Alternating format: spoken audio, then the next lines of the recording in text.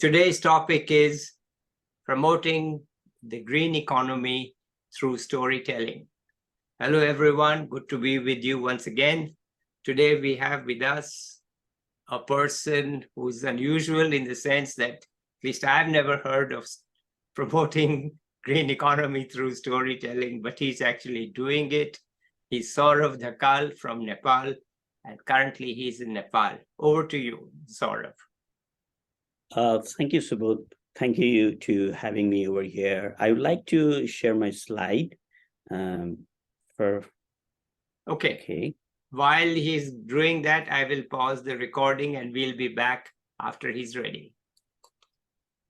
Okay, so here we are with the slides. Please proceed, Saurav. So as you see this on the slide that I'm doing two different things at blending two different approach. So one is creative green economy through storytelling.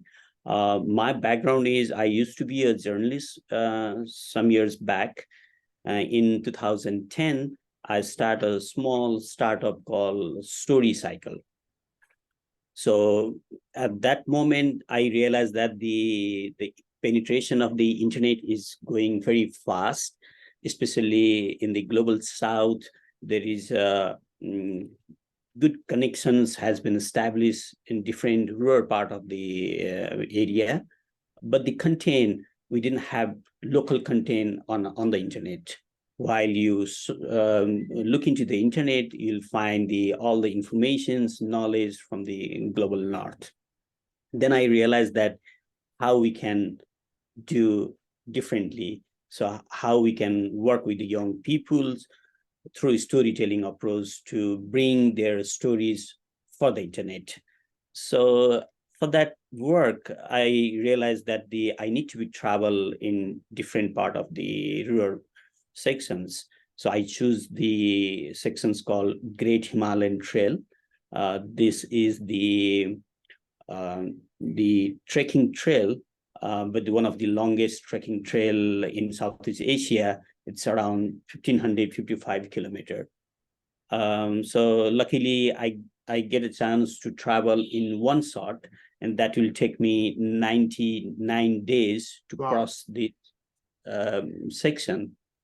And my work at that sections is, first, it's travel. The second is try to meet the people, talk to them, and also bring their stories, especially more into the impact of the climate change, because this is the first vulnerable community on the mountains. So it was a very interesting journey. And I also bring back the map points of that whole sections of the rural part of the Nepal. And when I bring back, I realize that whatever I bring as a content, so that might not be much sufficient for the world.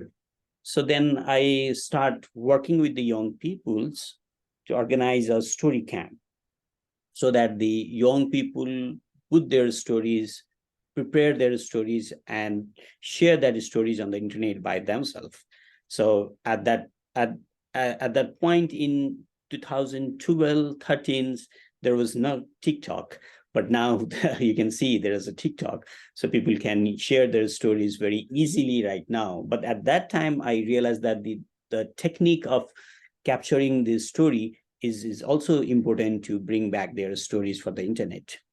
And similarly, I also realized to enhance the digital footprint of the internet, the young people also need to know how to put their map points on the digital map, especially for the Google map or the OpenStreetMap. So these camps became quite interesting for me and quite interesting for the young people. So I enjoying traveling different part of the rural area, gather the young peoples and train them with a new gadget, especially through the mobile phones, smart mobile phones. And then I realized that why not we blend this mapping technique and the storytelling, we call this map-based storytelling. So the map-based storytelling is a simple digital format where you put map point before and then layer with your video, photo, or 360 on top of it. So this became a really quite popular around 2014-15. So I get a lot of assignment from tourism industries and the cities offices to do this kind of activities around the world. And one of the finest work I did for the Everest. So I collaborate with the Google Outreach to bring back the stories around the villages of the Everest. Wow. While we're talking about the Everest, the global media always talk about the mountaineering to the top of the world. Yeah. But at some point they always miss there is also people around Everest, and they also have a culture. They also have a livelihood. Their priorities might be different than climbing to the Everest. Yeah. Since there are a lot of issues on the climate crisis and the glacier melting, the mountaineering became a very high level risk job. Yeah. So the people around the Everest need to have job diversification. So they need alternative for that. And for that, they need a lot of educations, training, exposures. So I try to bring this story, map-based story, through this story camp on the Everest, so they can share their aspirations, what they really want.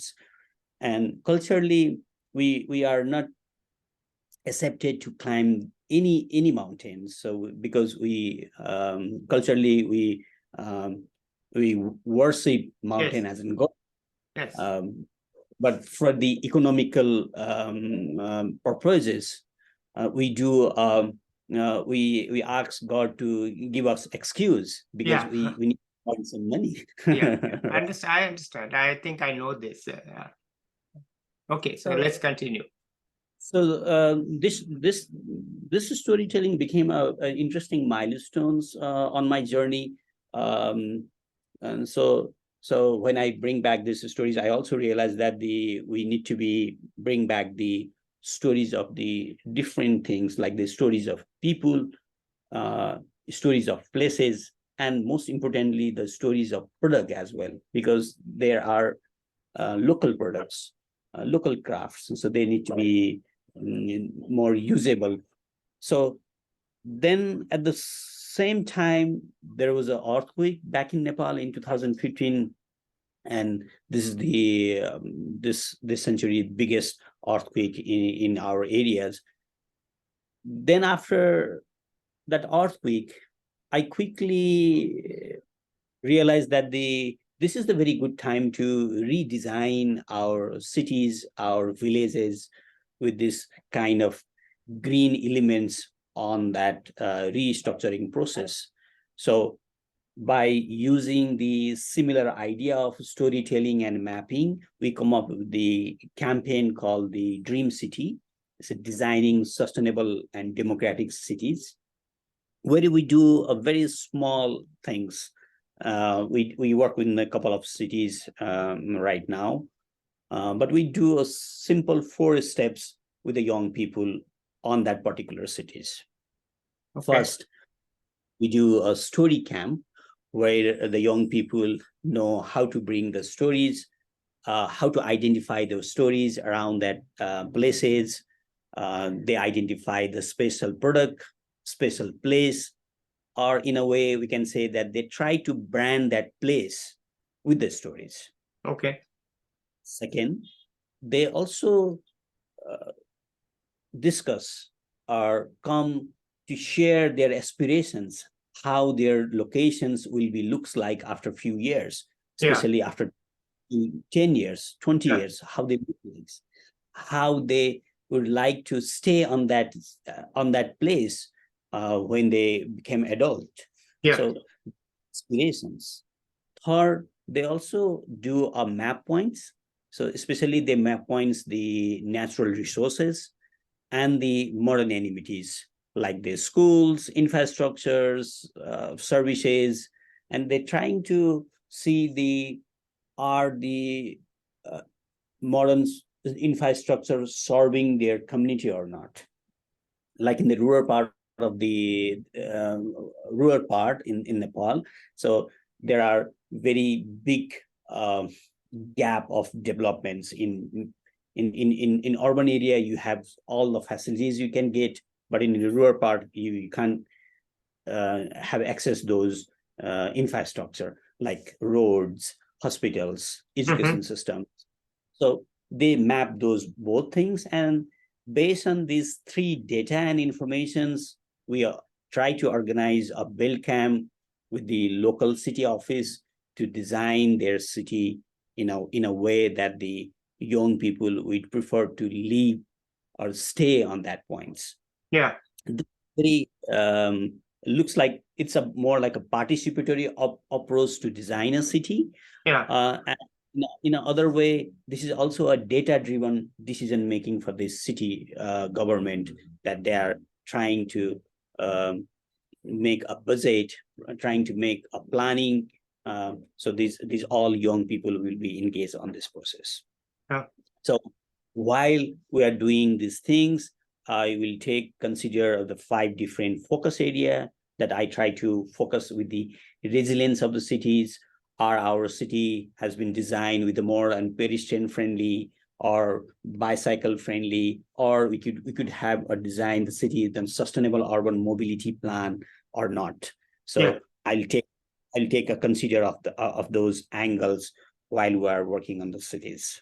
Yeah. So we try to link with the heritage on the bicycles, cities, accessibility in different part of the cities, because we don't have much development, much infrastructure. But if we are planning for the infrastructure, why not we can consider our heritage, culture, and the accessibility together. Yes.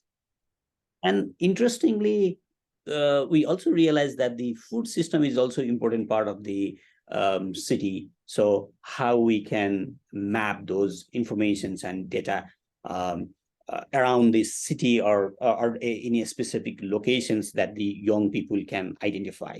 So we are using a small tracking systems where the mobile services can provide the informations of the sampling, flowering, fruiting, harvesting, transport, and delivery, while the consumer get any agriculture products. There is a QR code, that the QR code can be scanned, and those informations, the consumer can get those informations, like especially including the food mile.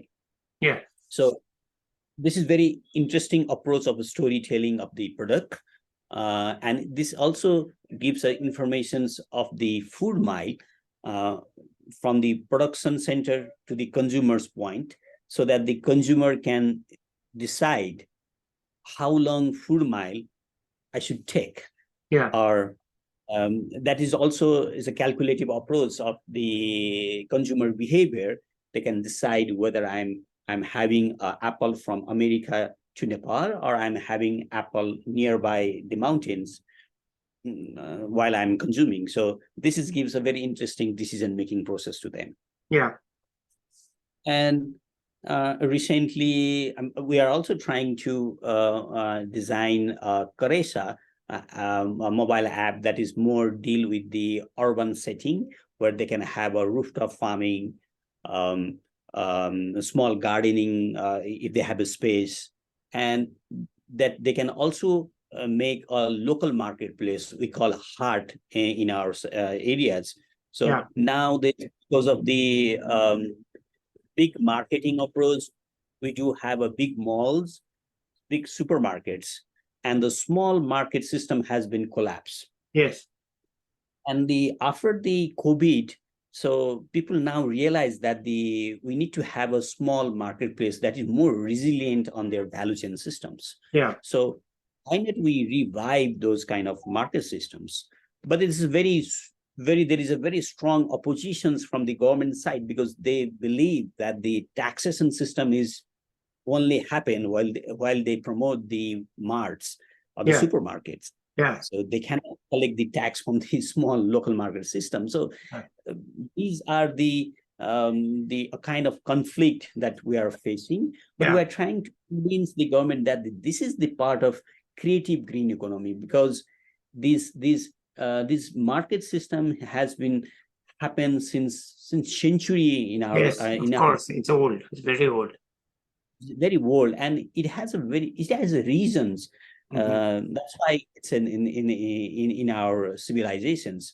For examples, if you in Saturday, if you go to visit in the temple, you won't go to the supermarket on car, buy a flower, and go to the temple. We didn't have that user-centric approach.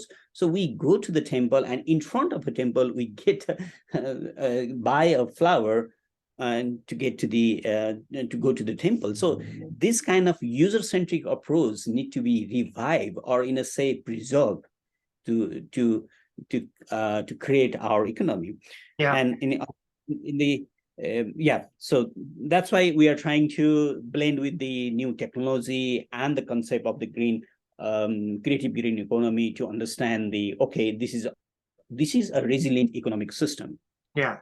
So similarly, we are trying to push the urban greenery approach.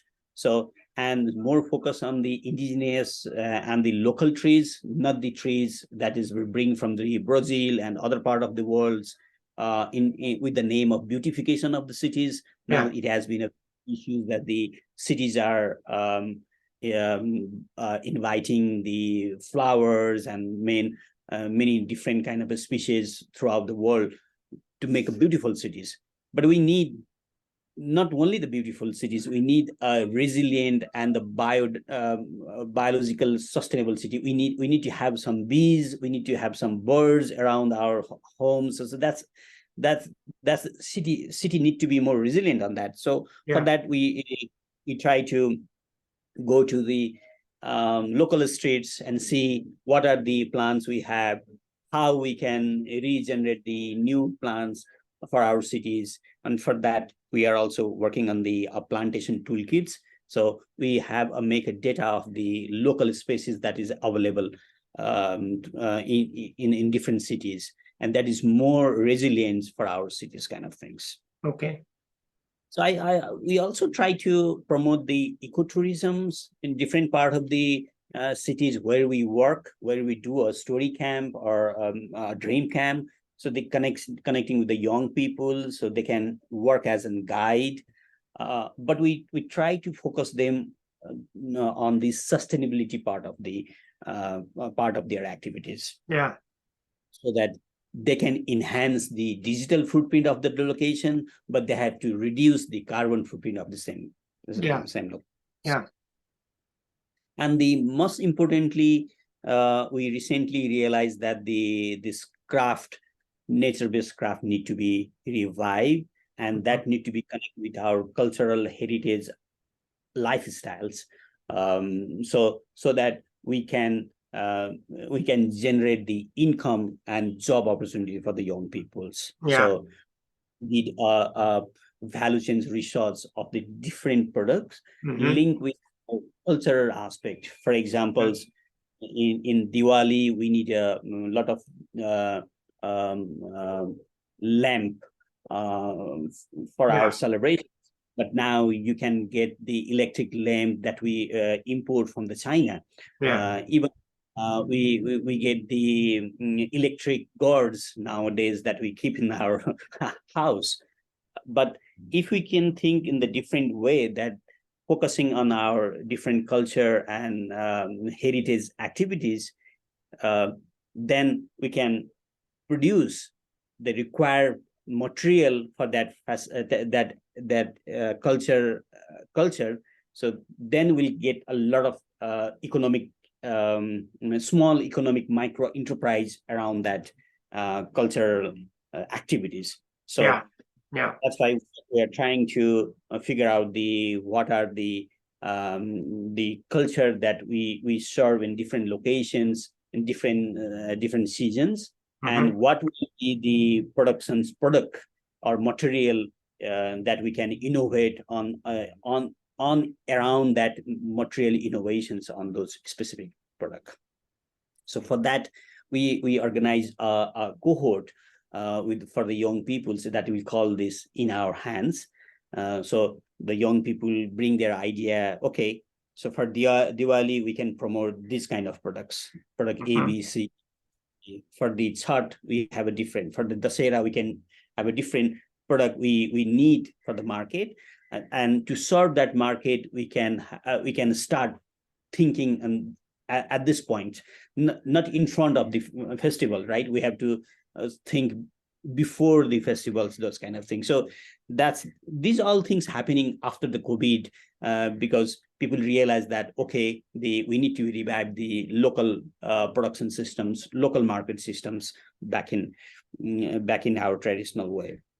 So we are trying to also work with this cohort for the green solutions. I especially organize this cohort for the US kids to realize how much carbon footprint they are producing, and how they can start thinking of reducing their personal carbon footprint by themselves, so that they can generate a collective voice for their government and the policy advocacy to reduce the carbon footprint.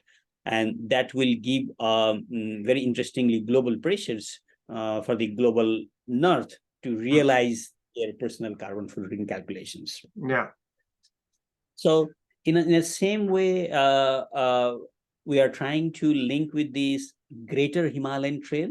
So on this Greater Himalayan Trail, it spread from Bhutan, Pakistan, Nepal, India to Afghanistan.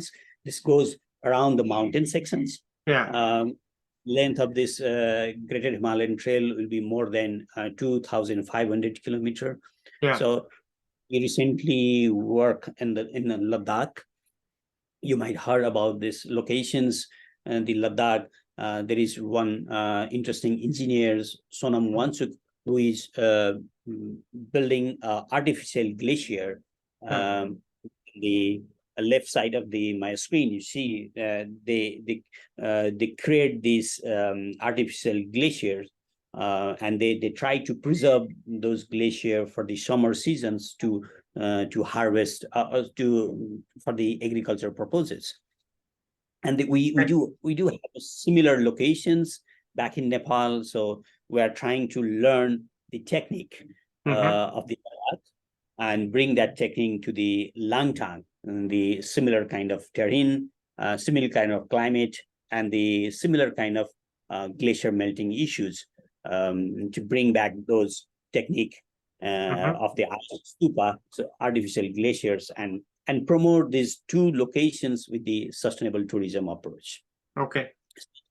So today I'll try to share the different small dots, but these all dots are all activities related to promote the creative green economy. Especially in global south, we have a lot of resilient knowledge and approach that traditionally we preserve, but we are not able to promote or articulate globally and say with a bigger voice that, oh, whatever we are doing since century, that is more climate resilience, or that is more climate friendly, that is more sustainable for the world. So that is the idea that I would like to share to the world, that this knowledge, that's wisdoms that we have, that need to be appreciated, and that we need to be, in some point, that also need to be scientifically verified. But at least the people need to know what's happening in our sites. We have an issue of climate change, but we have also stories of resilience approaches that we have been able to share to the world, that we are doing and we are fighting for it. Okay. All right. It's very good. I'm happy that I can listen to you, and hopefully the message also moves beyond me How do you finance all these activities? I primarily focus and try to work with the local city offices. So that's my primary source of collaborations.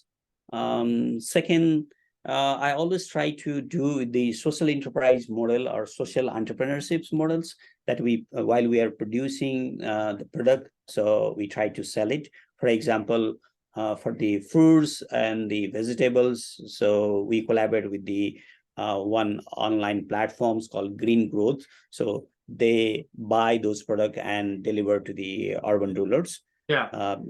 Yeah. Similarly, the products that we produce through this different art and crafts, so that will be available in the market. But we try to make it the small ecosystem of the local market, so it doesn't be all the product need to be go to the city or city center. So it will be more consumable in the local geographical locations.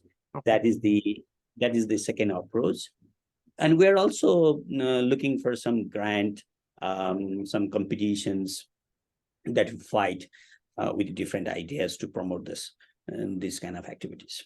Okay. And do you see yourself doing this for several years to come, or what is your plan? The different activities you see is not happening in the magically in a year, so it's happening step by steps, and this is more organically innovative approach that the young people bring together. So these all are not my ideas, these all are the collective ideas that is pop up in different camps and different city and points. And I'm trying to make it more more open source and open platform for this, so that the many more young peoples or many more geographical rural part of the Nepal or Southeast Asia can be connected with this.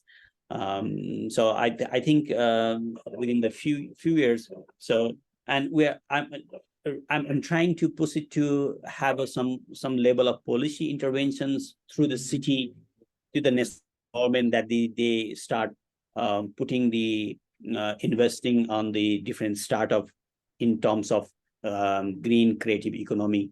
They start now realizing this idea is really strong for our cultural benefit and for our young people. So within a few years, it might be more scalable, and I hope it will be more investment to those areas by the government as well. Okay, that's very good. Anything else you'd like to add? I'm really impressed by the things you are doing. It is really not storytelling at all. It's equitable economic development, green equitable economic development that you are focused on. It's very much along my lines of thinking. So I really want to say I'm impressed and thankful that you are actually doing it. I'm not a doer, you are a doer. So I'm glad that you are doing it, okay? And I hope you get a lot of support from various people in your efforts, and best of luck on that. And if you don't have much more to say, perhaps we can end it today right here. Yes, so this is my last slide, by the way. Thank you, Subodh, for your okay, fine. Yeah, okay. I mean, you know, I'm grateful to you for bringing such an innovative activity. It's not a thought, it's an innovative activity to attention for me and for people who see this. And so let's say bye now. Maybe I'll catch up with you in 1 year to see what progress you have made, what your thoughts are, and how it's going, so that we get an annual progress report from you. So till then, let's say bye and hope to see you in 1 year. Okay, so bye.